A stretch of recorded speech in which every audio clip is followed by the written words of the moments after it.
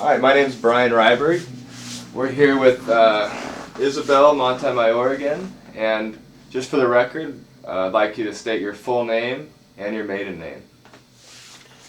I'm Isabel Montemayor. My maiden name was Isabel Guajardo. And what was your date and place of birth? I was born in Brownsville, Texas on the 19th of October, 1926. All right, Isabel. Last time we spoke, we talked about your experience coming from Texas, working your way to Oregon, and the journey that took you to McMinnville and to eventually be educated. Some things we wanted to talk about today, specifically, we can start out with your experience coming to Iola Village, living there, and maybe initially, what were your first impressions of Iola Village and what your expectations were of it? Well, we came to Iola Village because we were out in Grand Island. We arrived there to work with my family, to work with some farmers picking the pole beans in those years. There were pole beans and raspberries and different kinds of berries. And we were there, and then we were like stranded there because we didn't have a place to go, because these were just they were just summer. They were like little small buildings there that they had built for the workers. And so, well, someone said there was a place called Iola Village, and that we could move in there. But those were supposed to be only temporary, but we ended up living there for 4 years because no one here in town would rent us a house, because we had a family was too big, that we had a large family, and that we had needed a house that had 4 or 5 bedrooms. So that's how we ended up at Iola Village. Our impression of Iola Village, I guess, since we had never lived in a very nice homes, we'd only lived back in Texas. We just lived in a homes that were just made out of wood. They had no paneling, nothing, And so we came to Iola Village, and they were a little. And they had inside plumbing, which was something we had never had. So, so that made an impression on us that we were better off. It had a shower and as I said, the inside plumbing, and had a kitchen and 2 bedrooms and a little living room. So to us it was comfortable enough, but we were used to this because we'd always lived in small houses with a big family that we had. So, as you said, nobody would rent you a house in town because of the size of your family, but was there any agency or any individual responsible for overseeing Iola Village, or was it just the responsibility of the farm owners? No, there were over Jim Supel was the supervisor in those years. He's passed and passed away now, but he was a real nice. I had no problems with him. They were real nice to me, and Jose Martinez was the one that kept the camp going, the cleaning, and he was the second in command there with Jim Supel. So we just stayed, and it was. I guess they just let us stay there, as I said, because those were supposed to be homes just for the summer, not a year-round thing. But we stayed there I think we were paying $50 a month of rent to them there at the. I don't know. I don't think Iola Village was run by Housing Authority at that time. I know Jim Supel later came to work for the Housing Authority, but I wasn't sure. I think he was just this. I'm not sure who owned or if it was run by the farmers or how it, that.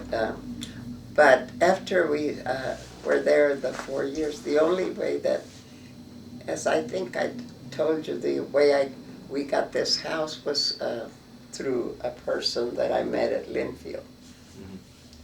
You know, and yeah, he had seen me there at Linfield, and he told my friend and said, I've got a home for Isabel. And she came over and she says, Tom Torrance says he's got a house for you. And he'll sell it to you and you can pay it to him. And so that's the way we came. That's the way we got, that way the connections was made for us to get a house. Was everything went through Linfield because this man that saw me there, and I guess he took a liking to me and he knew that we needed a house. So that's the way we ended up over here. During those 4 years you lived at Iola Village, like you said, the housing units were meant to be lived in the summer. Mm-hmm. So what were some of the hardships you went through? Was there a hard winter or a specific time you can remember where things were difficult due to the circumstances of the weather and the housing? Not really. And as I go back and say, we were never used to a big house or having each one a bedroom and things like that. So when you're not used to something, you don't miss it. And so those, as I said, those were the winters. Since we were all together, I guess I didn't feel that they ever had very hard winters because the house was small enough. You turned the oven on and the house warmed up because it wasn't a big house like this one that it takes more to heat it up than it did there.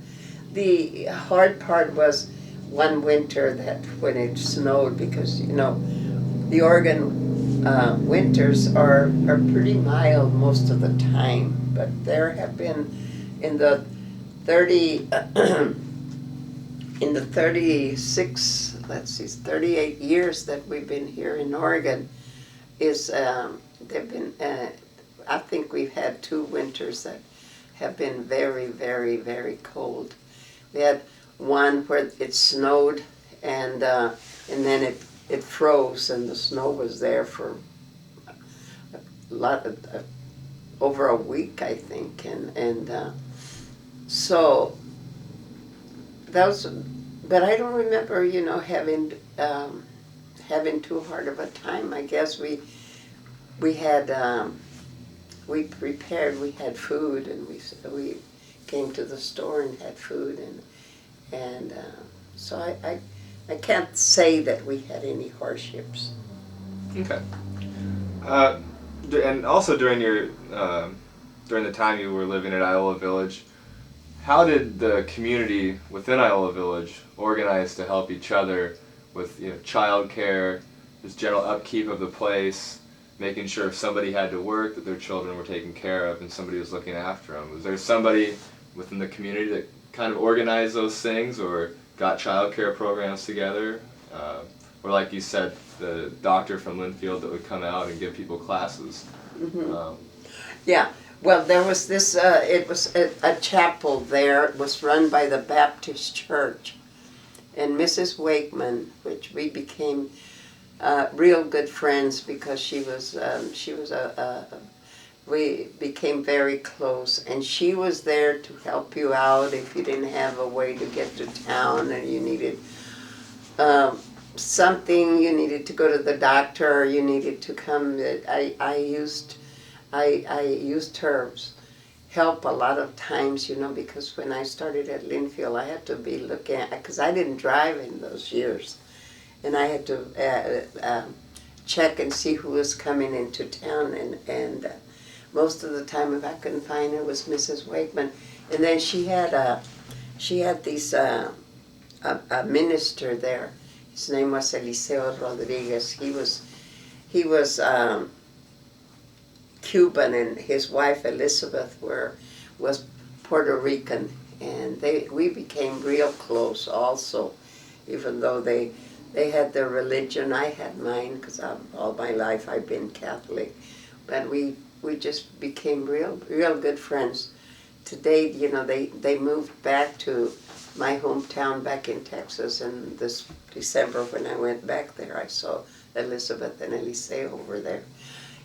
And Elizabeth used to, when my son Oscar started kindergarten, she would drive them into town to bring them to school, because they could come in the morning, or they could come back home on the bus, but someone had to drive them in, because he came after in the afternoon to that session of kindergarten. So those were the people that helped a lot. Mrs. Wakeman was the one that would bring me, was the first one that took me out to try for my driver's license. And well, I had a good friend here in town that she did a lot for me too.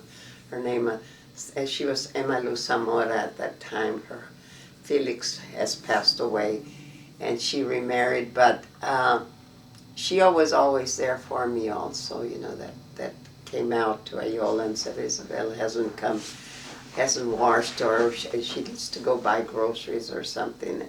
And so in that sense, that people were always there. I had someone always helping, and aside from that, there were the neighbors also.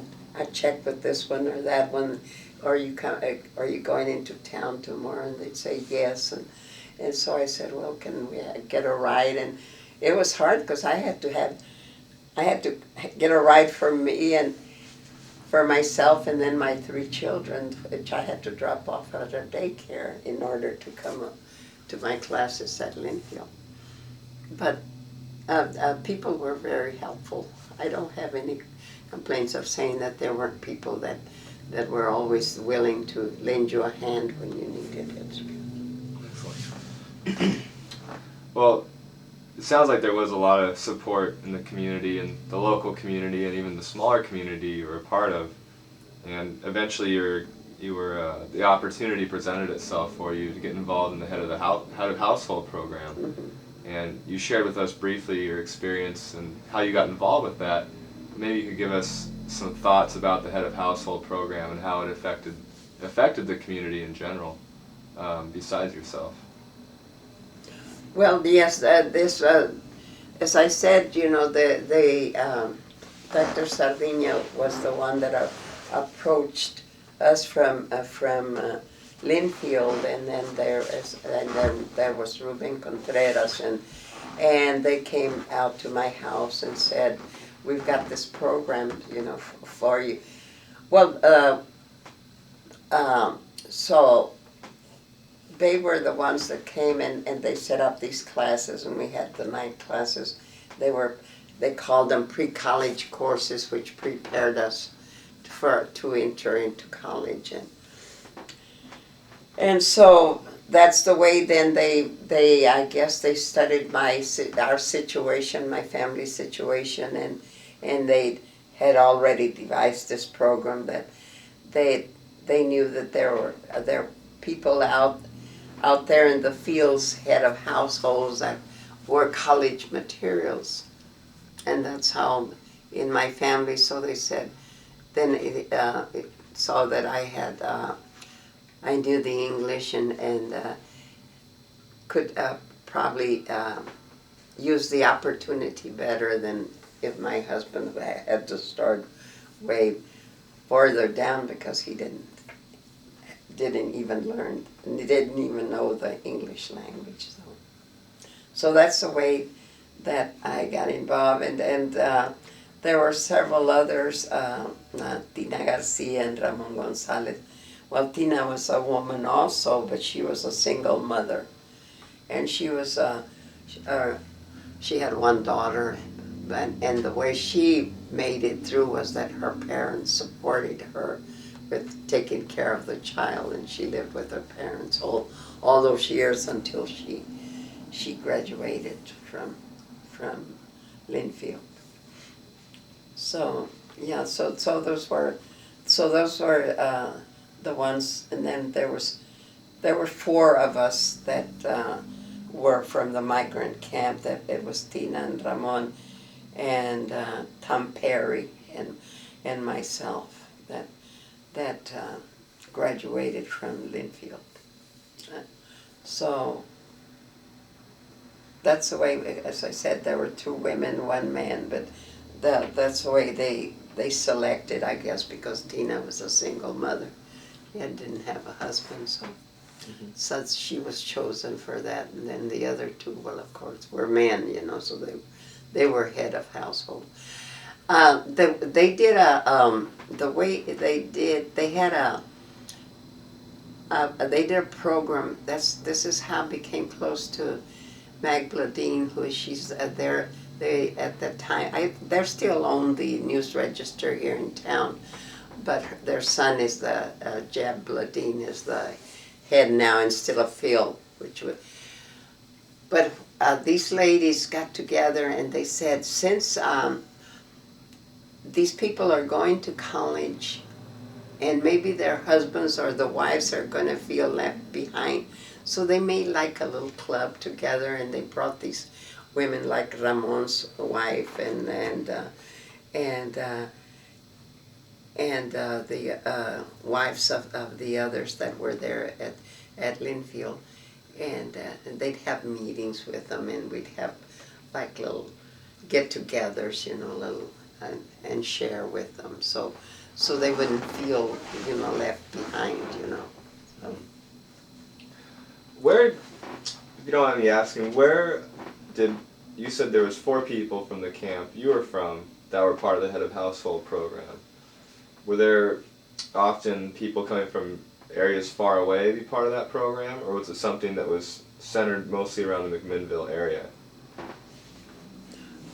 For the program at Linfield? Yeah, for the head of household program. That was just, it was just because the people, they came, the people at Ayola, you would say like today there was no one there but us. And then you'd go to bed and in the morning you'd see cars all over the place where people came from Texas, Colorado, Idaho, everywhere. And the camp would fill up in 1 or 2 days, when they came, the season started to pick the crops. Mm-hmm.